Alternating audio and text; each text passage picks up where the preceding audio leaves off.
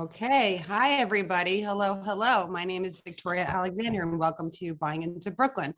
I'm going to go over a couple of housekeeping items as people still join us, as it's just after 5, and then we'll get started.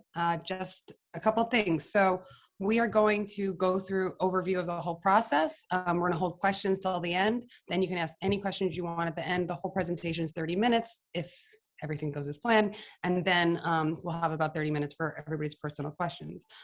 Throughout the presentation, we'll be sharing relevant links for you to look at those about, where to search, where to get pre-approved, how to next steps on things. You'll also be emailed a recording of this presentation as well as our homebuyer handbook. Please share this class and guidebook with any of your friends, and it will also be on YouTube. And you can contact us after if any of your questions you don't want to ask publicly and you'd like to speak with us one-on-one. We're all going to be available. The other announcement I have to make is that sadly, Rashida Sadiq, who works with Lisa and I all the time and does all these classes, as we advertise as the all-women team, had a family emergency last minute, and Andrew, her office mate, is stepping in, colleague, fellow lawyer in the firm, however you say it. How would you say that, Andrew? Fellow. Technically associate. Associate. Okay. See, I don't know the lawyer lingo, in-office lawyer lingo, apparently. Is stepping in to take her place, and hopefully, it'll be a smooth transition because he's never done this before. Have you ever even attended one of our classes before, Andrew, or seen any of the recordings? The only one I attended was at the Brooklyn Brewery when we were able to do this live. Wow. So like 3+ years ago, because it's been a minute at the Brooklyn Brewery. Yeah. I've not done Zoom yet, but happy to be here. Thank you. Welcome, welcome. So the other housekeeping item that I always like to have, if anybody, we have a blog on our website for women-owned businesses here in Brooklyn that we like to feature. So if you or anybody you know is a Brooklyn-based women-owned business and their business is worthy of being mentioned on the internet, and you would like to raise them up and give them that platform, then please share this information with them or have them get in touch with us. We just love to be able to support our local small businesses, especially the women-owned ones. So again, I'm Victoria Alexander. I'm the owner of Realty Collective, a boutique real estate firm that I started almost 16 years ago to try to defy the stereotypes associated with New York City real estate agents. And I think I've done a pretty good job of that. My role in this process is that I am a matchmaker, a therapist, a coach, whatever it takes to help you through the emotional process of buying a home, because that's what it really is. It's an emotional process if you're actually purchasing as a homeowner. And then what you need to do first is introduce the dream team. You need a team of people, a team of experts to help guide you through this process if you have never done this before.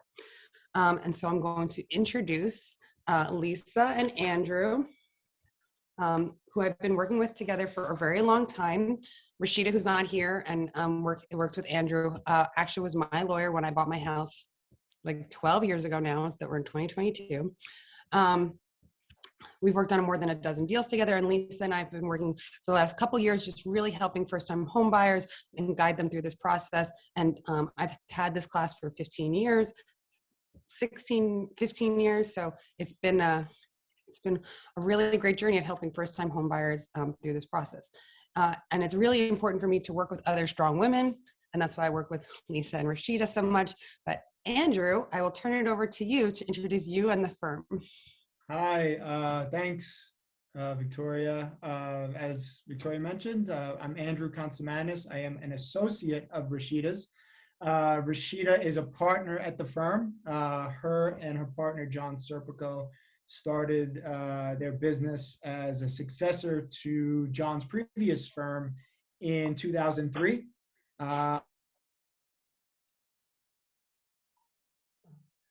In 2005. Then I worked as an administrative assistant, a paralegal, an office manager. I eventually went to law school in the evening while I was working for John and Rashida full time and became an attorney, and here I am. The majority of my practice is real estate transactions, co-ops, condos, condos, single family homes, some multifamily, but mostly homes, places that people are purchasing to occupy as their home, which is a very nice aspect of it.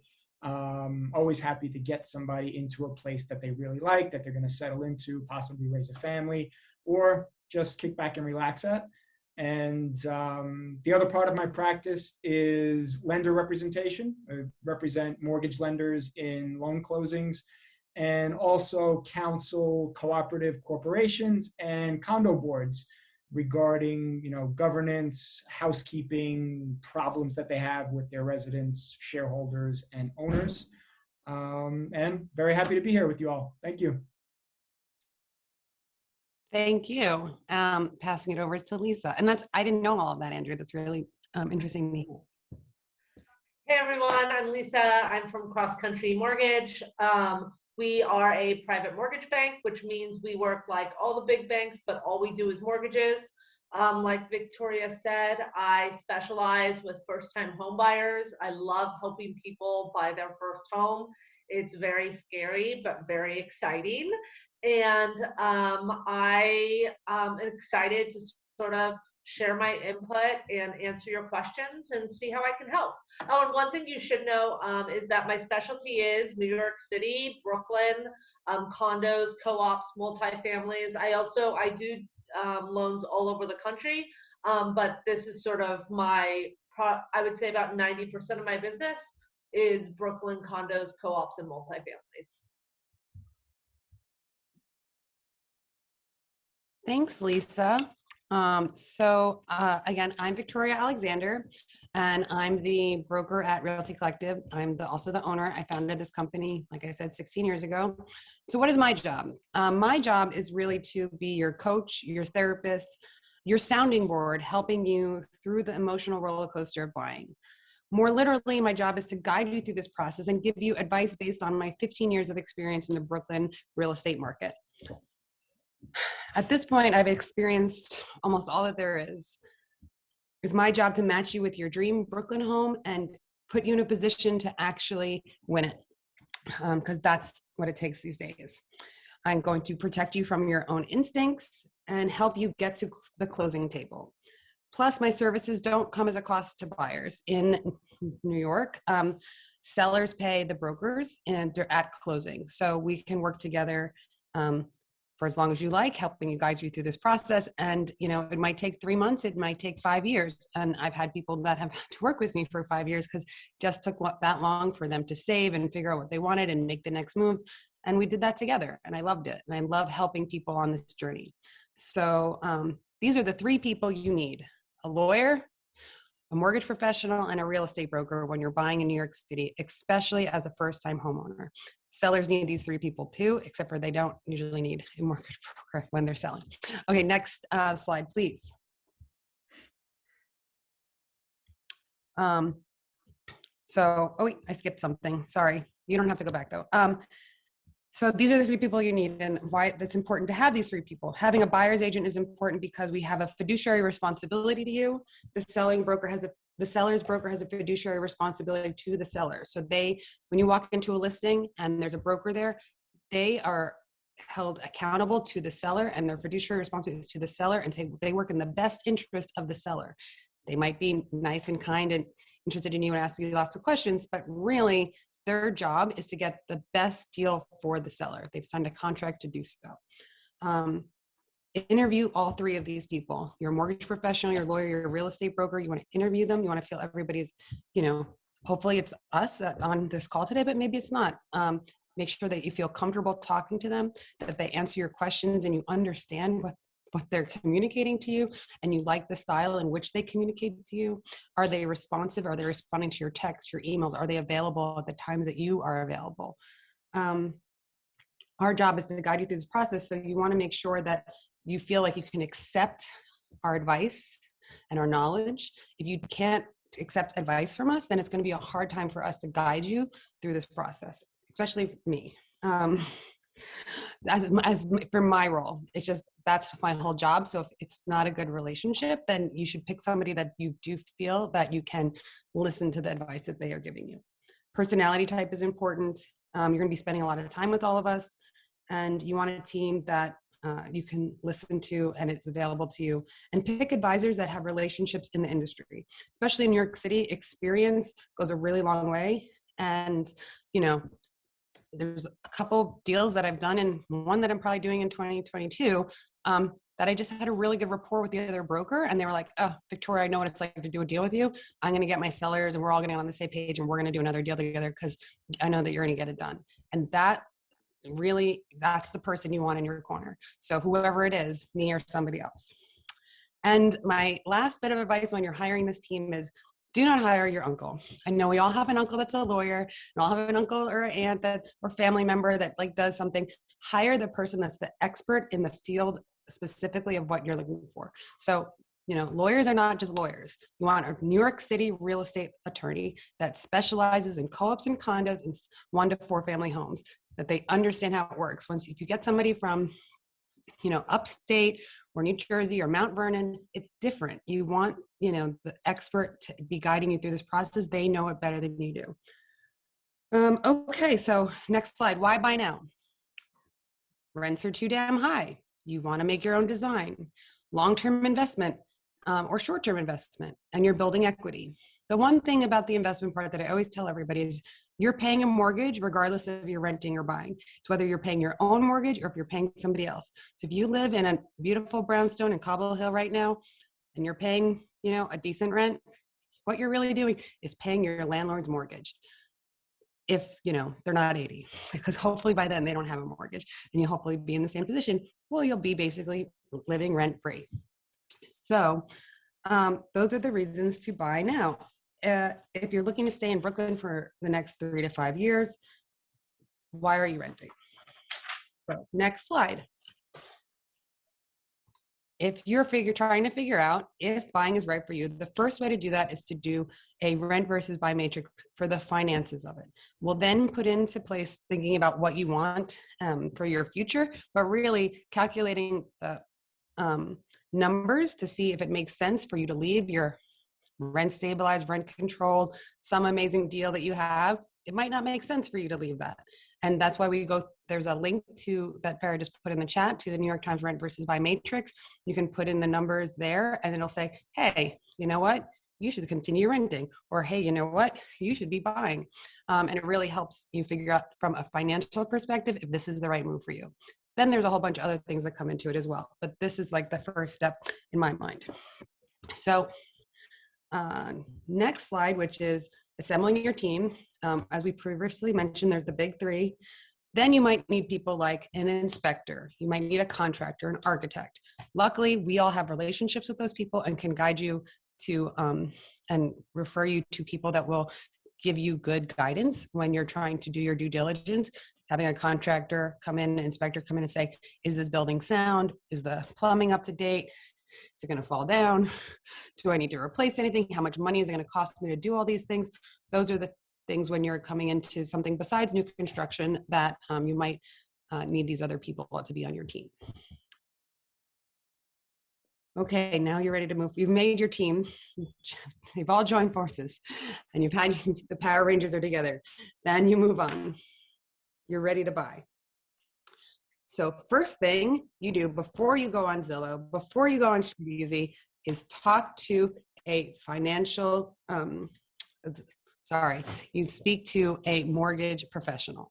And that is where I'm going to hand it over to Lisa to talk about what that looks like. Hey, thanks. So yes, the first thing you want to do is talk to a mortgage professional to see what you can get pre-approved for. And this is because it's really important when you start your search that you know you're not looking at properties that are beyond your budget, because what's the fun in seeing something that is too expensive for you? And also that you're maybe not being realistic in terms of maybe your budget could be more than you think it is if you wanted it to. Also, right now, most places are going to require you to have a pre-approval, if not to see the property, at the very least to put an offer on it. So you really want to get ahead of that so you know really what your buying power is in terms of your mortgage. So when we start to talk about a pre-approval, it really is a discussion. I'm going to talk to you about what kind of property you think you want, how long you're going to be in that property. Does it make sense to do a 30-year fixed, or does it make sense to do an ARM? What is it, a two-family? Is it a condo? Is it, you know, a co-op? All of this will sort of help us figure out what your pre-approval is. Similarly, like, how much do you want to put down? Do you want to put, you know, 3.5% down and do an FHA type program? Or do you want to do a more conventional 20%? Or do you want to do 25% so that the rate is lower? These are all sort of conversations we have to really figure out what's going to be the right mortgage for you. And I think what sort of makes me and my team, my company sort of stand out is that we have a bunch of different products. So I can really personalize the loan based on what you need and find the right program to sort of fit those needs. After we have a discussion, I'll get some documents from you. I'll talk to you about your income, about your credit.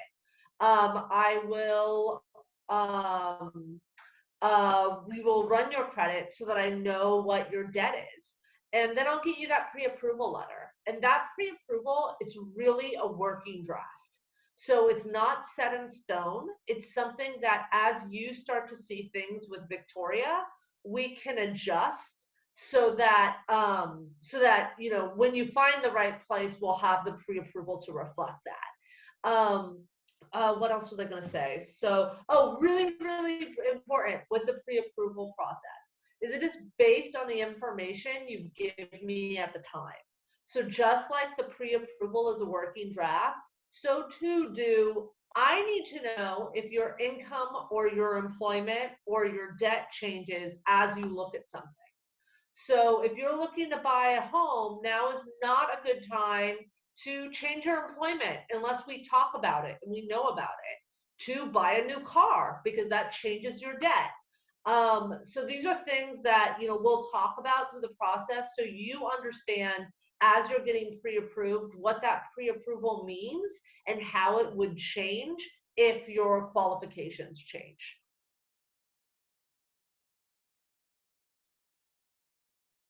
So is working on my credit now, like figuring out what my credit is and working on it now, you know, important? Like, what are the things that I need to start if I wanted to buy in the next year from a Sure. financial perspective? What would be the things that I should, you know, start figuring out?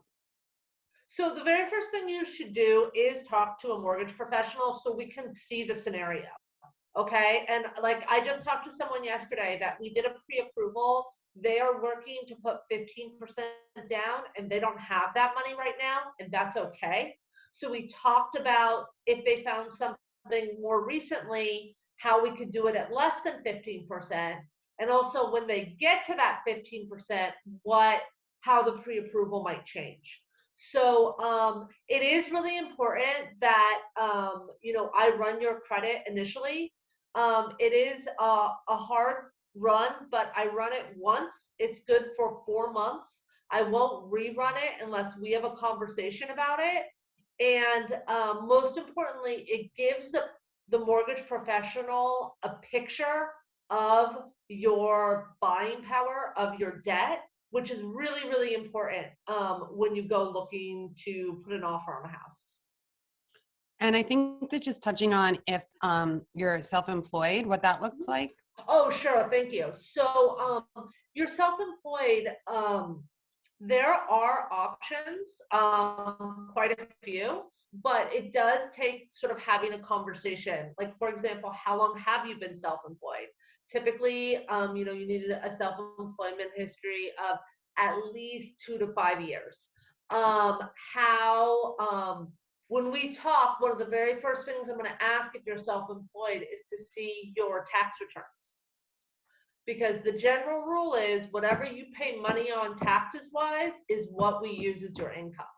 Now, let's say that you took off a lot of deductions last year because you wanted to keep your tax liability low, like we all do. And now you're looking to increase your income so that you can have your buying power stronger for this coming year. Now is a great time to talk to me because I want to have a conversation with you before you work with your accountant to do your tax returns so we can talk about what those tax returns need to look like in order for me to get you pre-approved for buying a house this year.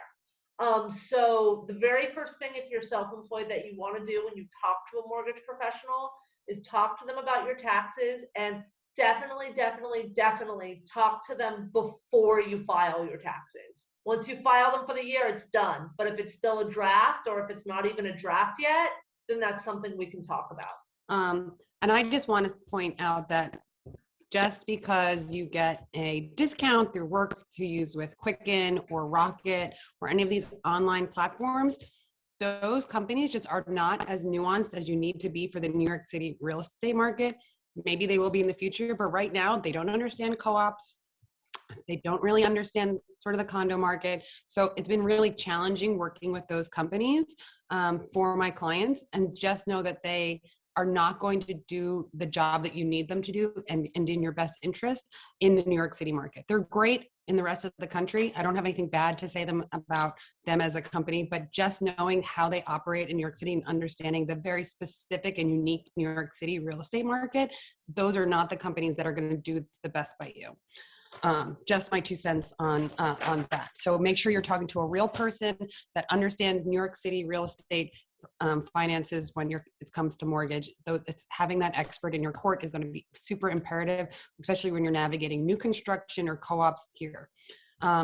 Is there anything we want to talk about new construction, Lisa, before we move on? Sure. So with new construction, it really is about the building and the property. So new construction, I actually have done a bunch of new construction with Victoria and Rashida. It can be a great opportunity, and you know, it can be, you can get a great deal and at the right time. But it's really important if you're looking at a new construction, that you talk about the specific building with your mortgage professional. So if I have someone coming to me and they're like, I'm really interested in new construction, the very first things I say is, great. Before you look at the property, I want to know the address. I want to know have any units closed yet? How many units is the sponsor holding on to? And I'm asking for all that information because that is a very, very crucial part of you being able to get a mortgage on the property. So when you buy a new construction condo or a co-op or a regular condo from an owner, there's 2 parts of the pre-approval process. We are approving you, and we're getting you approved for the loan, and we're also approving the project. And if it's a new construction, then that means this is the first time it's getting approved. So we want to make sure there are no red flags that would hinder financing for that project. And the sponsors usually know that, and they're pretty savvy about understanding the rules for financing. Again, it's just about having that conversation up front about what you're looking for, because if what you're looking for is new construction, or if that's the avenue you think you're going to go, we're going to talk about different concerns than if you're looking to buy a single family home or a co-op, because it's just a different type of loan. And the closing costs are different as well too. And also, I think it's also important to talk to Lisa, and if you have a financial advisor, understanding like where you can get your down payment from, borrowing against your 401k, how to save for a down payment. If you're not doing so already, there are financial advisors that can help you make a strategy to do so. So just in case you don't have it already, figuring out if your parents are going to give you a gift, how to do that so it looks good to the bank on paper. Lisa knows all too well, if you haven't talked to her yet, and they just dump some money in your account, what that can do to your process. So you want to be really educated about the moves that you're making. So now that you've got your finances together and you've gotten a pre-approval from Lisa, now it's time to start looking in earnest. And where do you start searching? Well, first you're going to search on the internet. And the internet because that's a new thing, right? 15 years ago, you might be looking in the New York Times or on the Village Voice or on Craigslist, but like StreetEasy and Zillow as platforms for the real estate world has completely changed the way the industry works. And so it has made it there's been a lot of great things about it. It's made it more transparent. It means that all the brokers who are members of REBNY, who all work together, now have access to the same listings. The days are over of those sort of like off-market the guy in the middle of nowhere, he's the only agent that has access to it and he doesn't work with anybody else. Those are really, really rare. I had in all of 2020 and 21, I did not have any scenario where I had to work with somebody that just wasn't above board. It's a one way to sort of, from my perspective, to categorize those people, because they're just not doing it their seller a service. They're doing them a disservice, honestly. So the real estate agent's job is to help you win the place that you fall in love with, and not to find you the unicorn no one else has, because the internet has just made those false things available to everybody. What working with a good agent that has a good reputation does for you is that, like I said earlier, I did a ton of new construction with Lisa and Rashida last year, and so much so that I had several sellers, brokers that work in new development, that when they were having new projects, that's what they specialize in. It's more about marketing and sales than it is with working with people. So they're working for a company, reach out to me and say, Victoria, I know you're working with a lot of new first-time home buyers. Here's what we have coming to the market. So before it hits Street Easy, before it hits Zillow, these are the projects that they're about to stage, they're about to photograph, they know it's coming online, they're in touch with the developer who's doing the construction. It's like, oh, we're 6 months out, or we're 3 months out, and we're ready to put it on the market. If you have buyers that, you're working with now, we want this on your radar. And that's been a really great, those are the important relationships that you want your real estate agent to have.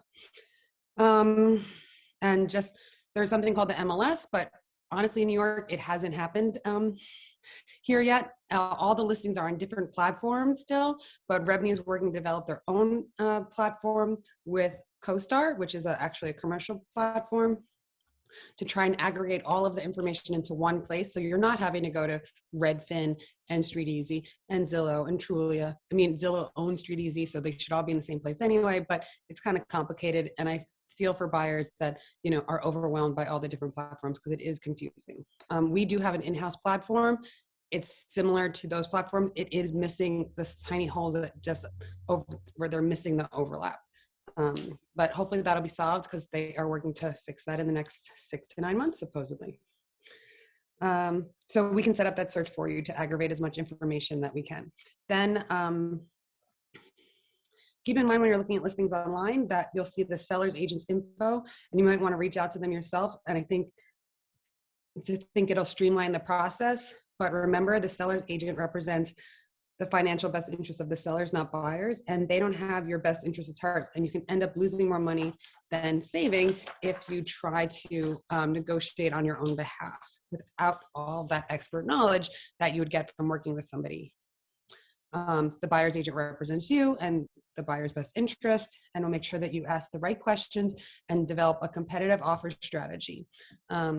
Something that I say a lot, a competitive offer strategy to get you the place that you want, because it's very competitive right now. I know that Lisa was saying earlier that interest rates have started to rise. Today, there was a big jump. It's mostly been a seller's market, because there's just more buyers in the market than there are property. Interest rates are so low. So the cost of renting and buying has never been closer. So you're like, oh, I can spend $4,000 on rent. Oh, I could spend $5,000 if I bought. So why wouldn't I not just buy? Interest rates going up are probably going to change that, maybe even drive prices slightly down, because they've been super aggressive and high the last year, because people have just realized, because of the low interest rates, what an opportunity is to buy into New York if you plan on staying here. So finding your dream home. Ask yourself a couple questions. I'm going to skip my regular bullets and go off cuff here. What type of property do you want to live in? How big? What amenities do you want? Does the commute now or in the future matter to you? Do you plan on starting a family here? Does school district come into play? Are you considering that? These are the things you need to sort of self-reflect on and figure out what you want and what's important to you. I can't tell you that. Nobody's going to be able to say, hey, this, but based on what your goals are for your future, help guide you in the right direction and say, well, if you really want to, if you don't even have kids yet, why are you picking school district, for something that doesn't exist yet? And I would say, buy here. Then in 5 years, when your kid's old enough to go to school, then you worry about that. That's always my advice. But if you already have kids and you need to make this move, definitely figuring out what that, that process looks like and what that would mean for you and your family and taking that into consideration. Real estate agents, just so you know, can't say what school district a property is in. So when we walk into the listing, the agent's like, yeah, this is, and it's in around the corner from PS 321. That's all they can say. They can't say it's in PS 321 because it's a liability issue. Because as we all know, just like they're redistricting our voting lines, they redistrict the school lines all the time. And next year they can, by the time you close, change the lines and your property is no longer in PS 321 and you bought it because it was in this great school district. So real estate agents cannot represent what school district properties are in. You can go on Street Easy and put the address in and it'll tell you what school district that it is in today. So that, I went off on a little tangent there. But when you're thinking about finding your dream home, you want to think about the building typology and the amenities. Do you want a doorman building? That's probably a co-op. Where are co-op located? Where are co-ops located? What neighborhood is that? In Prospect Heights, Park Slope, maybe a little bit Cobble Hill Gardens. It's not Williamsburg. You don't see a ton of co-ops in Williamsburg. A lot of new construction there. If you want a doorman, you want it to be a real doorman with a person, also go and look in a co-op, not a digital doorman or ring. And then what I always tell for people like about finding your dream home is make your list of your 5 deal breakers. And then realize you can only have 3 of the 5. And that is probably the most realistic thing that I can guide people on, is that it's really hard when you are in a limited budget, which I'm assuming most people are, to get everything you want within your budget. So unless, like I said, unless you're so co-ops also then, besides the purchase price and your monthly expenses, you need to think about your closing costs. So Lisa will tell you about what you need for 20% down, what that looks like. And then we need to consider the closing costs based on the building typology. And so for co-ops, we like to say that's 1 to 3%. Condos, 3 to 5%. New construction, if only condo fees with brand new building, like transfer taxes. New construction is only for condos, and then they have brand new buildings like fees like transfer taxes. Sellers also have closing costs, and they're usually about 8%, because just keep in mind, they're paying both brokers and then their set of closing costs. Is there anything you want to say about closing costs, Andrew? They vary. There are, the big difference between the co-op and the condo is the mortgage tax. With a co-op, very technically, you are not getting a mortgage from Lisa. You're getting a plain loan. Compare that to a condominium, you're getting the stereotypical mortgage, which will be recorded in the New York City Register. You pay a tax for that, which is 1.925% most of the time, minus a couple bucks.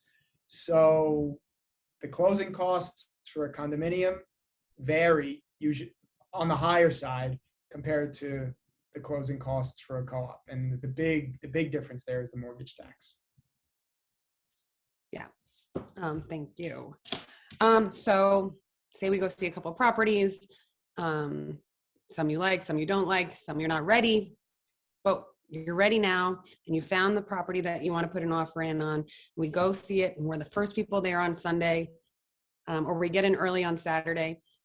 It is so important to get your offer in as soon as possible. Don't wait. You want to show the sellers how serious you are, that you're aggressive about this, and you know what you want. You're decisive. And how to be ready and get your offer in, you need a couple things. There's 3 pieces of paperwork that I always like to submit with the offer. First, you have to have the pre-approval. That's the proof that the bank is going to give you a loan. Second, something called the REBNY Submit Offer form. REBNY stands for Real Estate Board of New York. I don't know if I said that earlier. And they have a standard form that all members use that highlights the buyer's financial picture, lists all their assets, and then lists all their debts and their salary, name, and then any terms of the deal. So putting an offer in for $1 million, it's contingent on financing, it's contingent on inspection. We are going to waive our mortgage contingency. Our appraisal contingency to compete because we have some extra cash, more than the 20% down, to cover the difference if it doesn't appraise. I can explain what that is in another time if anybody's interested. But these are the things that are listed on the REBNY Submit Offer form. Then I always encourage buyers to write a cover letter. We will help you write a cover letter. I have samples of a cover letter, but you want to put a little cute picture of yourself, and really, most likely, if it's not new construction and you're buying from somebody this was their home or their family home or have some emotional connection to it, they will also have an emotional response to a emotionally written cover letter. So talking about your love of the neighborhood, your love of the building, the love of the renovations that they did for the unit, how you were taken by something, how you're, dreaming and imagining your future home and you in it here, and, really speak to them in a way that will be like, oh my God, this person is the person I want to leave to my neighbors as their future neighbor, and have them be part of this community that I am leaving. Because they do think about that. They think, is this the right person for this building? A lot of people don't take that into consideration. So it's super important to be ready and showing that you're serious and confident. One of the main reasons that working with a buyer agent provides is their relationship and knowledge with other agents. We already went over this. Repeat deals together, understanding the seller's agent strategy and temperament can give you a real competitive advantage. So all these people that I've done deals with, I know you're respond to things, and especially in a hot market, the seller's agent wants the confidence in the deal and confidence in another agent, and that it's going to close, and not like have a buyer change their mind halfway through the process and then they have to start all over again. That will end up costing their time and energy, but also usually money of their seller, and they want to do the best job they can for their seller. So they're trying to protect them against people that don't have the right guidance, don't have their ducks in a row, and aren't serious about moving forward. And it's really helpful in your offer strategy. I wonder what's happening with the slides there. Negotiation strategy, working with your agent to create and devise a strategy. So some people are just like, oh, put in the offer. What's our plan? Okay, what are they, how could they respond to this offer? How could they, will they come back to us? Is this your only opportunity to communicate how much you're willing to spend on this apartment? So understanding what the pros and cons of your strategy is and what your strategy actually is, and making sure that it's communicated to the other side in a way that you can get the information out that you want. I always call the other broker and say, hey, I'm going to be putting in an offer. Is there anything I should know when I'm putting this all together, advising my client? What's really important to the seller here? Is it timing? Do they want to stay in the apartment for a week or two after? Do they want this to close yesterday? Do they just want a lot of money? Like, you want to know what people's motives are. Maybe they're going like, this is a estate sale and they just want to move on and they want to be done with it. So knowing that information really can help form your strategy. And everything needs to be negotiated ahead of time before we get to the accepted offer, when the accepted offer is prepared. So, because the lawyers don't negotiate, they protect you from the legalities of things, but they don't negotiate the price, credits. Usually that's done through the broker. So we want to have all the details of the deal ironed out before what we send in is the deal sheet to the lawyers. So the contract terms are on this thing called the deal sheet that gets sent out. One of the brokers creates it after they've sent in the other half's information. Like I said, it goes offer contingent on these certain things. And what happens then is the inspection. And I'm going to ask Andrew to just go over like what happens at the inspection, and then what is an as-is sale from the legal standpoint, and pass to you guys to talk about what happens now that we have an accepted offer. Okay, so just to start with the inspection, it's always, 9 times out of 10 it's necessary, especially in smaller buildings, definitely with a single family home and multifamily home. It's, you need to know what you're buying, and unless you are, qualified to make the evaluation yourself, you're buying a pile of bricks and some wood underneath, and you don't know if it's about to crumble or if it's going to stand up for the next 100 years. And in the past, we always required our clients to do it for single family and multifamily homes. For buildings, we were a little we stressed it a little bit less, except when it comes to smaller buildings, like anywhere from like 16 units and down. But as everybody now knows, with the condominium collapse in South Florida, just because you have a large building that we assume people are looking after, you don't get any guarantees that that building is going to stand any longer. And you risk your safety, you risk your family's safety. So to the extent that you can do it, we always encourage an inspection. Now, after you do your inspection, you'll know there are problems or there are not problems, or there are problems you can deal with and problems you can't deal with. If you have problems you can't deal with, you can always go back to the seller and ask them to address some issues, depending upon the dynamic, which Victoria would be the best to confer with on. She might know whether the seller is going to stand firm no matter what the problem is, or if the seller is a bit flexible and is willing to bend a little bit to get the deal done. So you can always ask, but be prepared to be told no when it comes to certain things. And at that point, you decide, well, can I accept, let's say there's a broken window on the side of a house. Can I accept that? Will I just undertake the repair myself after we close? And it's not a big deal. I just really love the house and want to buy it. That's okay. But if your inspector tells you the boiler is about to crap out, the hot water tank's about to crap out, the house is sagging in all sorts of points, this really looks like a money pit, you might think twice about it, unless the seller is either going to make certain repairs or give you a closing credit or reduce the sales price. So inspection, I guess moral of the story is always get an inspection.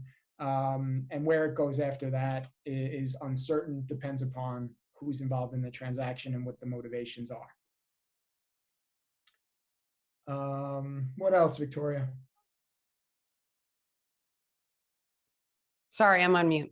So then what happens now that the deal sheets go out? You have the deal sheet, you're waiting on the inspection before you do anything, or what's the next steps from your perspective? Because now is when you start doing the work. My job's over. I kick it to you and Lisa. No, your job's not over. We have I know. The large chunk of my job is over. Yes. The big lift. I've gotten here. But yeah, I'm handing it off a little bit to you guys for an assist. So once the deal sheet goes out, the seller's attorney will actually prepare the first draft of the contract. Seller's attorney will then share it with the purchaser's attorney and wait for comments. The contract always starts off as a form, which is the one that's most commonly used, or the ones that are most commonly used in New York City have been approved by the New York State Bar Association and New York City Bar Association. And it's a title agency that also comments on them. So we all start with these basic template contracts that we tailor to the particulars of this transaction. Then when the seller's preparing it, the seller will attach a rider, which includes additional provisions. And the purchaser's attorney will also attach a rider, which includes additional provisions. Obviously, each attorney is working in the best interest of their client. So there are some things that will favor the seller, some things that will favor a buyer, some things that'll be fairly equal. And the attorneys will go back and forth and get the contract to a point where they feel it will be acceptable to their respective client. At that point, the contract will be reviewed with the purchaser signing first. The purchaser actually signs the contract first, makes their deposit, and then the seller countersigns and returns the contract to the purchaser's attorney. And at that point, when both parties have signed the contract and the deposit has been made, we have what we call a fully executed contract, or we are in contract, which means buyer and seller are legally bound to do what the contract requires. Very simply, seller has to sell, buyer has to buy. There are some ways out, there are some contingencies, but that's the gist of it. Now, also, right after the deal sheet is shared with the attorneys, the buyer's attorney is going to get started on due diligence, if it's a condominium or a co-op. Due diligence is research into the like the governance and the finances of the building. That requires a lot of reading. It requires reading of an offering plan, which is very similar to a prospectus that you would see for a mutual fund or an ETF. These are lengthy documents, usually at a minimum of 100 pages, sometimes hundreds of pages, that these documents get submitted to the Attorney General's office to form the cooperative or to form the condominium. And they contain lots of rules. We read these offering plans to learn what the condominium or the co-op is about, to look out for red flags, and so that we can inform the purchaser about what they're getting into.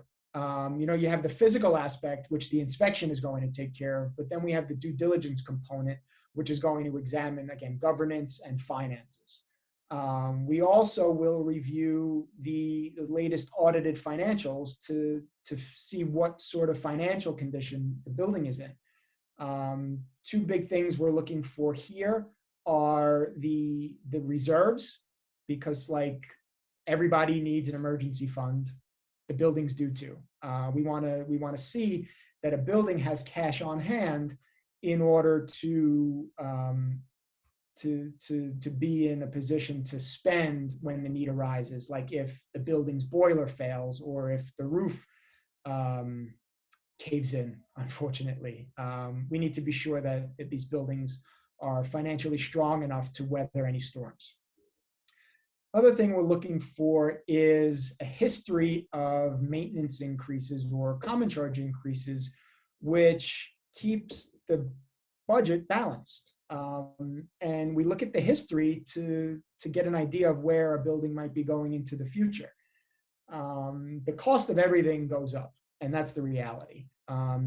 You can only save so much money and continue to provide certain services. At the end of the day, or at the end of the year or beginning of the year, you need to balance your budget. And more often than not, that requires extra revenue. And with condominiums and co-ops, the revenue comes from unit owners and shareholders. Occasionally, there are some commercial units or some other streams of revenue, but the overwhelming majority is from the shareholders and the unit owners. So we like to look at the maintenance or the common charge increase history to know whether or not it's reasonable to expect an increase the next year, or for maintenance and common charges to remain flat with an interest maybe the following year or every other year, every 2 years, whatever it is. We want to look at that stuff so we can prepare our client for the investment into this property. The due diligence process and the contract negotiation between the attorneys it's going on simultaneously. It could take anywhere from, I would say, minimum of 5 to 7 business days to, it could be 2 weeks. The due diligence depends mostly on the response time of the managing agent. If a managing agent is able to provide information very quickly, then we can wrap up due diligence very quickly. But sometimes, as we've seen now or lately, due diligence takes a little bit longer. COVID has taxed management companies in ways that nobody ever thought they would be taxed, and many of them are still coming to grips with the new reality and operating in the time of COVID. So again, wrapping it up, once we get the contract to the point where we feel it's acceptable to our clients, once due diligence is completed and no major red flags, which we believe should deter our client from investing in a building, we'll present all the information to our client, let them make the final decision. We're not going to pressure clients one way or the other unless it's very clear that the building is a nightmare and should not be invested in. And in that instance, if you still love it and want to buy it, we'll prepare a CYA, which says you've been informed of all these major risks, and despite it, you're enamored with this building and this unit, and you absolutely have to have it, even though there are so many problems. And we'll still work with you. We just want to, be crystal clear on all the risks. Thank you. That was very comprehensive. Lisa, now that we have an accepted offer, contracts are not signed yet. You just kind of need to know the property name and address so that you can start making sure the building's been approved by you guys, right? Or what happens? Is there Well, anything that happens yes now and until no. the contract's signed?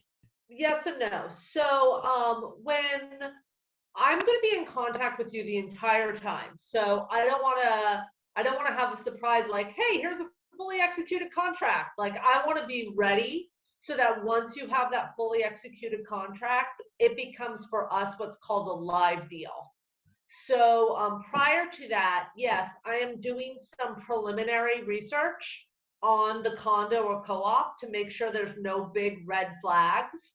I am getting updated documents from you if something I have is old, so that I know we have everything up to date.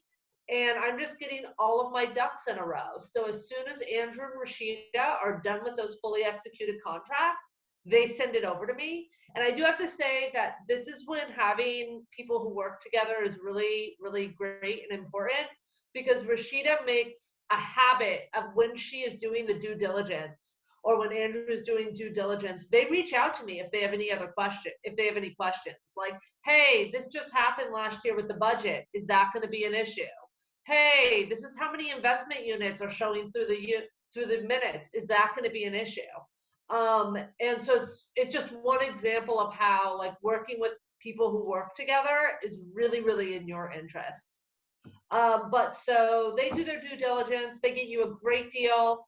Victoria's gotten you a great place, and now I have a fully executed contract, which means I am sending this over to my team and we're getting disclosures for you to e-sign.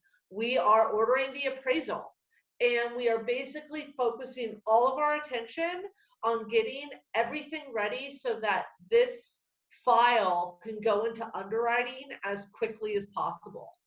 What really makes me and my team stand out is we are just incredibly fast and efficient. And at the end of the day, that's really going to help you because, for example, if you're buying a co-op, you're going to need a co-op interview. That co-op board will not schedule that co-op interview until they have what's called a mortgage commitment letter, which means that the underwriter of the mortgage company has reviewed the file and said, this looks great. We have no problems with this loan. So the faster your mortgage team works to get you through the process, the closer you are to, if you're going to get a co-op, getting that co-op interview, or if you're buying a single family or condo, getting close to the closing table. Simultaneously, we will also be working with the management company to getting the documents we need from them to approve the condo or the co-op if you're going that route.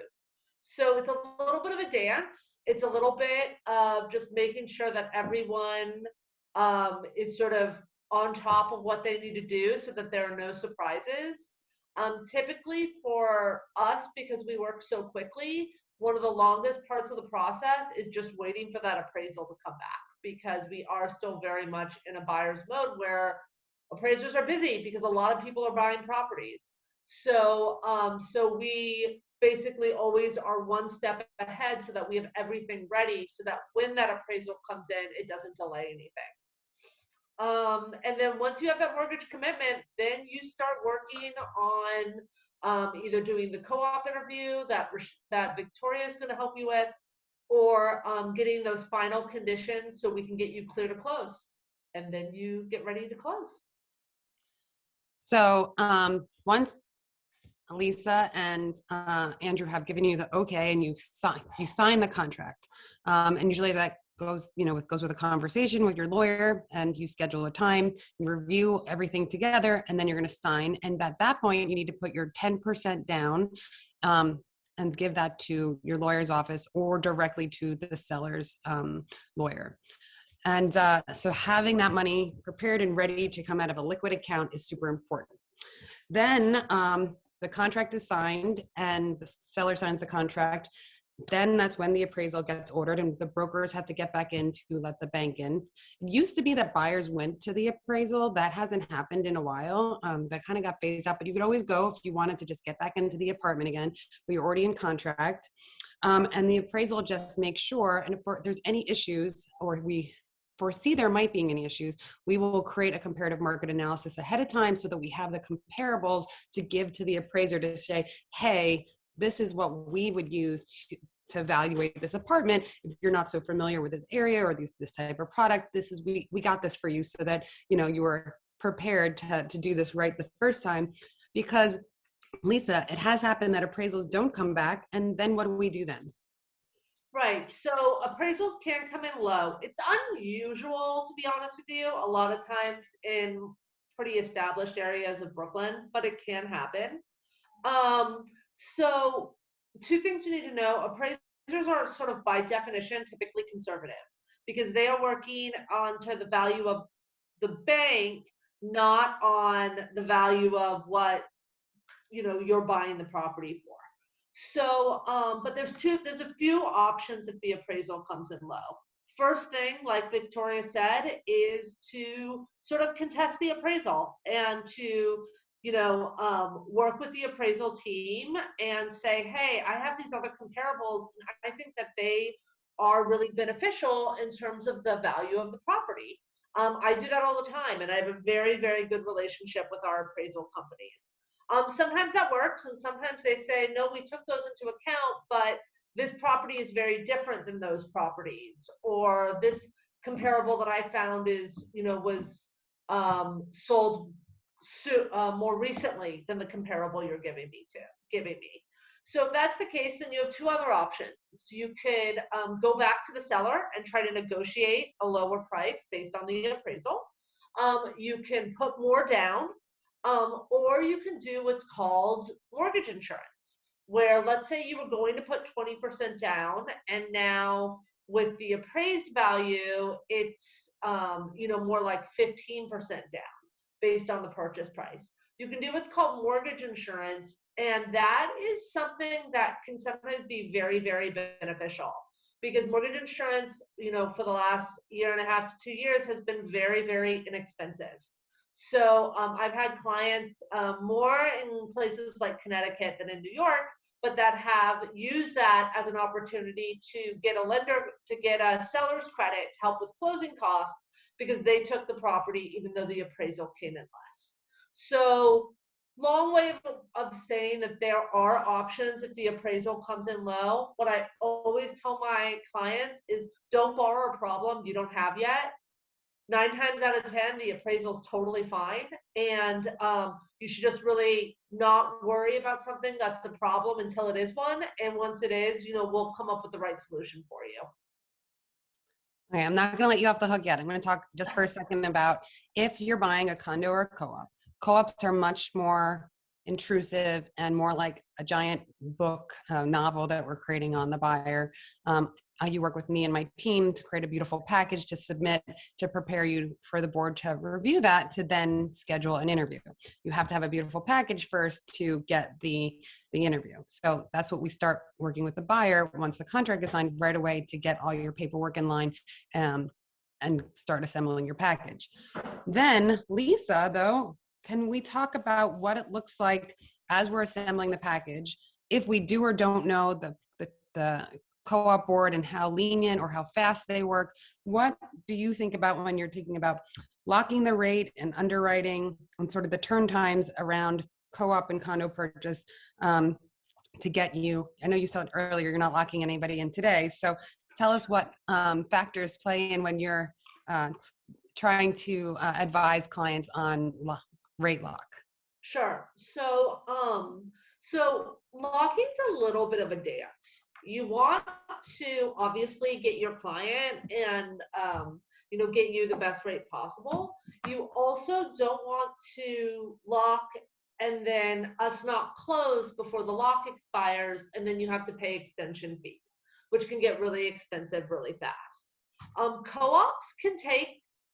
co-ops can take a really long time. In part, that's because you are a little bit on the mercy of the co-op board in terms of when they schedule your interview and when they want to close. Because the co-op bank attorney has to be there. The co-op attorney has to be there as well as the bank attorney most times at closing. So I typically do not lock co-ops up front.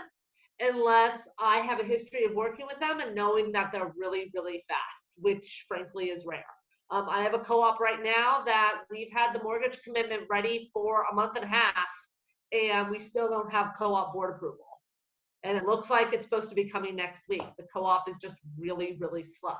That's okay, because I didn't lock in my client up front. If I had, once you lock, you have to close by the terms of that lock. So 30 days, 60 days, what have you, or else you have to pay an extension fee. And those can get really expensive really fast. So what I always tell my clients is, you want the best rate, I want the best rate. I can't tell you what the rate's going to be tomorrow. No one could. But what I can tell you is that I work very hard to make sure that I get you the best rate possible, and I lock you at the right time based on your specific deal. Condos are a little different. Condos, typically, you don't need board approval. And as long as the management company is working with us and getting us what we need in a timely manner, I'm more comfortable locking those in either right before or right after the appraisal comes in. So it's a little bit of a dance as we work out the situation. But it's sort of important to keep that in mind, particularly with the co-op, because there are just a lot of factors completely out of your control. And then, so we get the board package in, the board approves them. Then we're moving to clear to close, right? And so tell us what clear to close looks like from the lawyer and the bank's perspective. So clear to close is super exciting. That basically means that the last conditions the underwriter gave, maybe you had to get homeowners insurance. When you buy a policy, you have to pay for your first year homeowners insurance upfront at closing. And we also need to make sure that the insurance policy, is appropriate for the needs of the mortgage. But, typically there's a few little conditions the underwriter has. Maybe you need board approval, what have you. All of that's been taken care of. We submit it back to the underwriter, and the underwriter gives us the clear to close.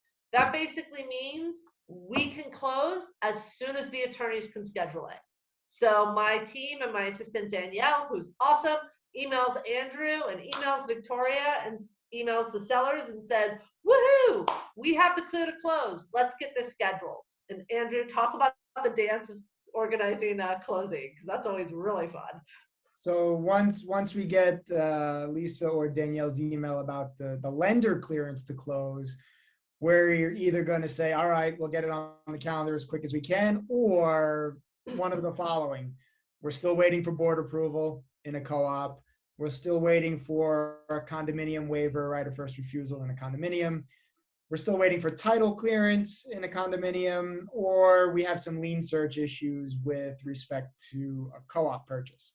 But if all those things are taken care of, then it really is a matter of just putting or choosing a mutually convenient time for everybody to gather. Now, currently, everybody doesn't necessarily gather like they used to pre-COVID around a conference table at a set point in time.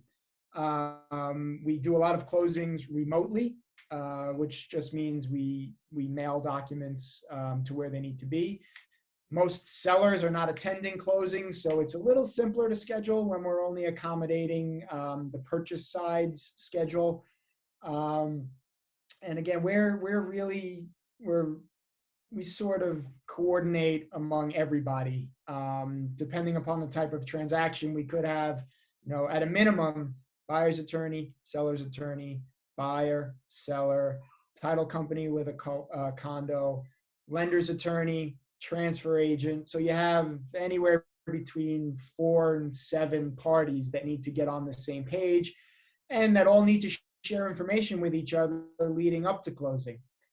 As you'll find out, the lender is obligated to deliver some documents to a borrower a certain point in time or a certain number of days in advance of closing for the closing to even happen. And in order to do that, we need to share information with Lisa and her team. That information comes from me, from the seller, from the transfer agent, from Victoria as well. So hearing that we're clear to close is always great news, but hearing that we're clear to close doesn't mean ever that we're closing tomorrow. Even when I think we had a borrower that did that. We got the clear to close, and she's like, we got the clear to close on Wednesday. She's like, how about Friday? Yeah, it's understandable. It's just not the way that it works. But this is an introduction to the process, and when you sit down or get on the phone with any of us, we'll go through the finer details about what clearance to close you actually need in order to put a date on the calendar.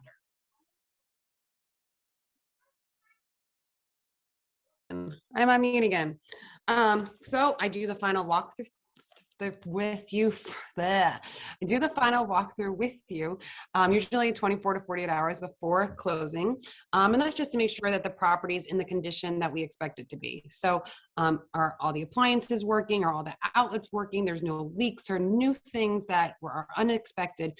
And then we say, okay, we're ready to close now. We don't have to ask for any repairs. But if you get there and you know what, the dishwasher doesn't run or the washer dryer is gone, the movers accidentally took it, we have to ask, hey, Andrew, can we get a credit? Can you ask the sellers for a credit for the washer dryer that we expected to be there?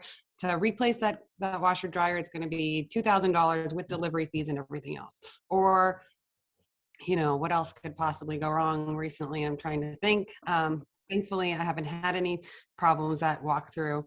New construction too. Sometimes they create a punch list of things that just didn't get done in time, and that the developer will fix those things over the coming weeks after closing. And then you go to the closing table, and then your wrist really hurts a lot. So they say. What else happens at the stock certificates gets exchanged? What else, guys?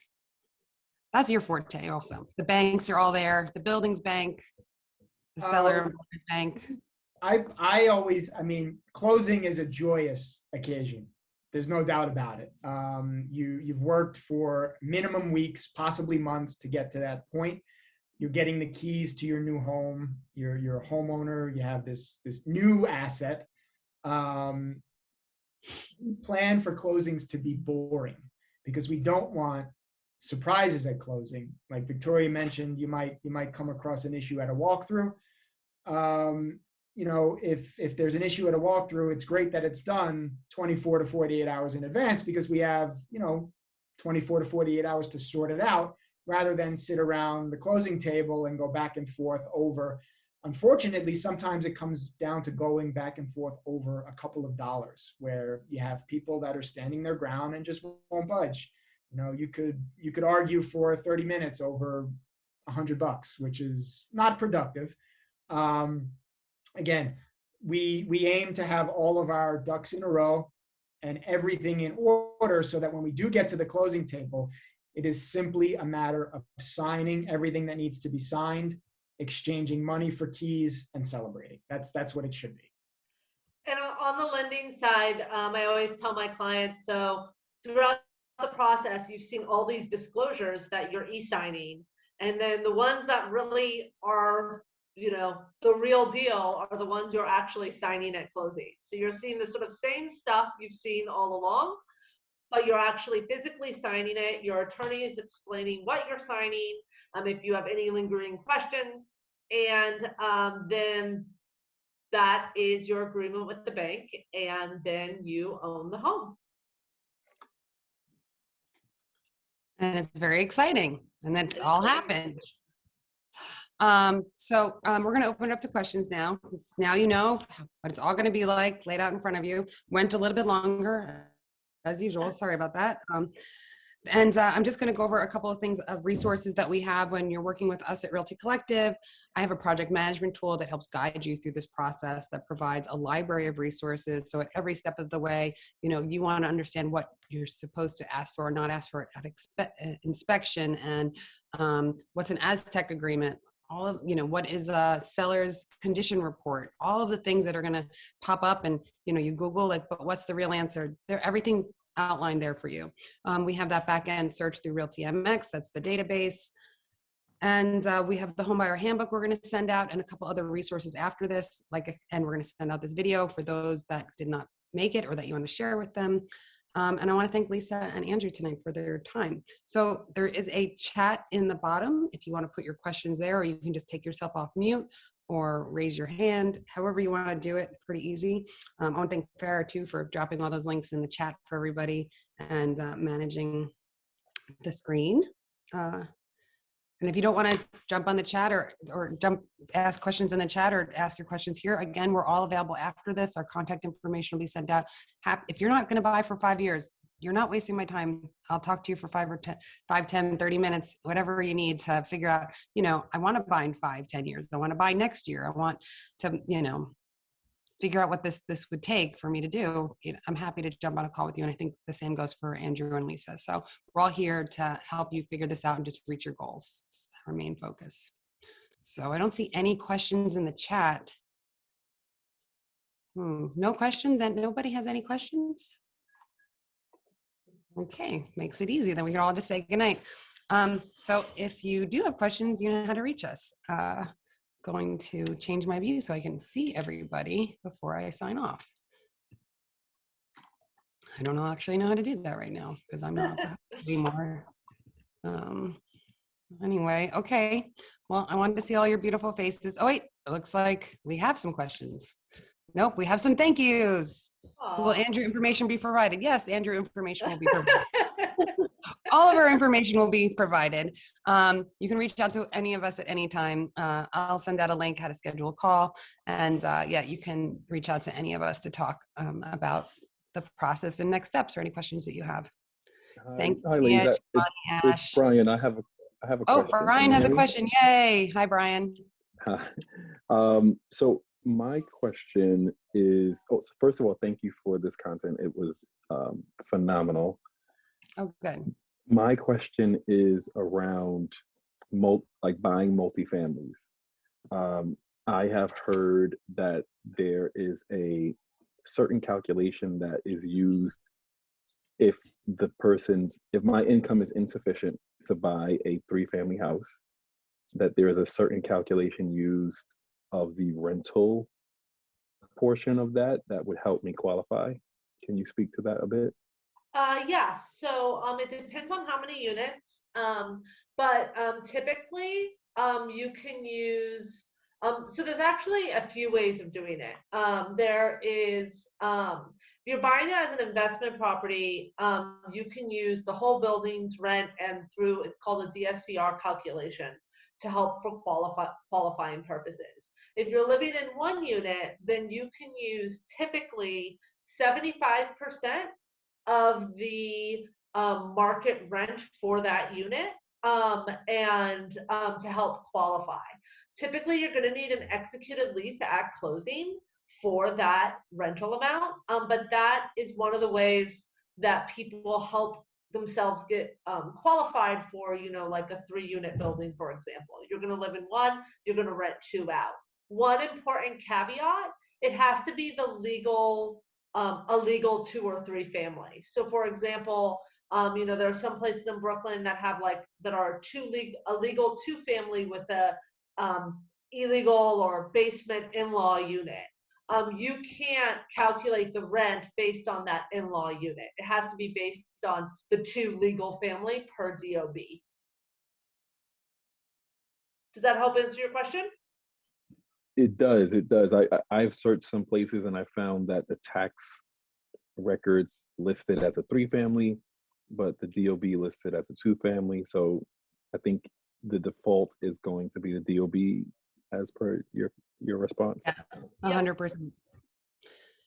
Because it's tied to the C of O, the certificate of occupancy. And so the certificate of occupancy overrides the tax class and says this is because some people have changed it. It could be a legal 3 that somebody's using as a 2. And so they've changed the tax class to a 2 so that they can lower their taxes, or, people have strategies on doing these things. So, but what the DOB and the C of O say is if it's a 3-family, that's what they classify it as legally. That's how many units you can make in that building. Good, Brian? Thank you so much. Yes. You're very welcome. Okay, anyone else? I was going to hang up on you, so glad you jumped in there. And I like to hear all these different questions. It's interesting, you know, what people are looking for right now and what their challenges are. Any other questions? I love questions. Okay, well, I'm gonna continue then to end the workshop. And you guys can find this online. And if you need anything else, like I said, like it's calls are free. We do this because, you know, we love it. And it's just, don't feel like it's a burden to talk to any of us or you're taking up our time. We want to talk to you. And it's, you know, obviously no strings attached also. It's not a sales pitch. It's you know, helping you figure out what's right for you. Okay, great. Thank you, everybody. Happy Tuesday and enjoy the rest of your week. Hopefully talk to you some of you in the future. Thanks, guys. Bye.